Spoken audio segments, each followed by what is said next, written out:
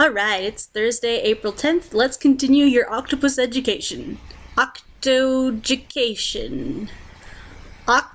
Octocation. You're gonna learn about octopuses. They're one of the few animals out there who are actually capable of learning and conscious thought and using tools. The common octopus often will make little gardens around its hole where it lives, so it'll just take shells and pieces of plants and whatever else it would find and just arrange it around it to decorate it and to use as protection.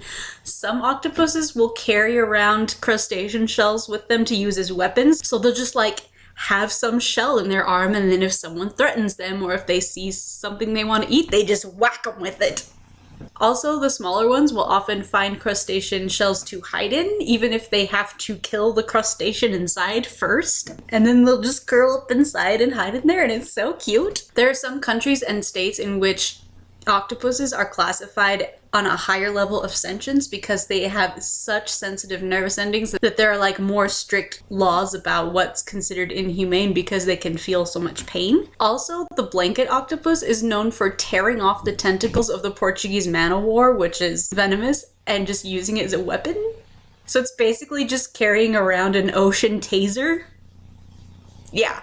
One of the most famous octopuses is the blue-ringed octopus. All octopuses are venomous to some degree, but that one, to my knowledge, is the only one that's venomous enough to kill a human. Thankfully, they're easy to recognize because they have these super bright blue rings on them. But yeah, blue-ringed octopuses are super scary and super awesome. The other one that's probably the most famous, besides just the giant reef octopus, which is famous for being really big, is the mimic octopus. They live in the South Pacific, and they're called mimic octopus for a reason. They can pretend to be pretty much any animal they want. Yeah, these are all mimic octopuses. These things are ridiculously talented. Octopuses in general can change their color, the texture of their skin, depending on where they are and what they want to be camouflaged like, but the mimic octopus is a master. Also, octopuses are just freaking weird. I mean, they look like aliens. They have 3 hearts. Most octopuses, if you tear off one of their arms, they can grow it back. And then they've got those big, huge freaking eyes. Not to mention that the suckers on all their little arms are not only really good at grabbing things, but they can also taste.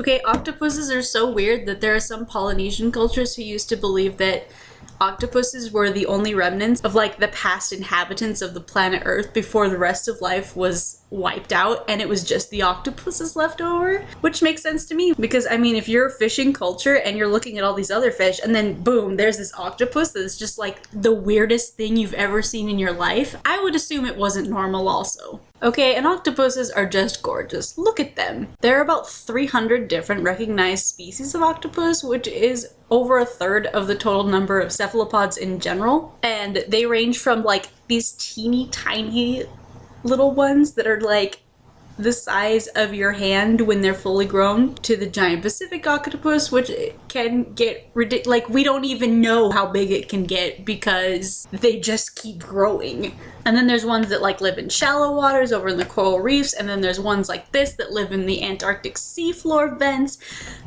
way down deep in the scary places. Okay, and then if all that wasn't enough, octopuses can also squirt ink at you if they're trying to escape, which not only blinds you, but also dulls creatures' sense of smell.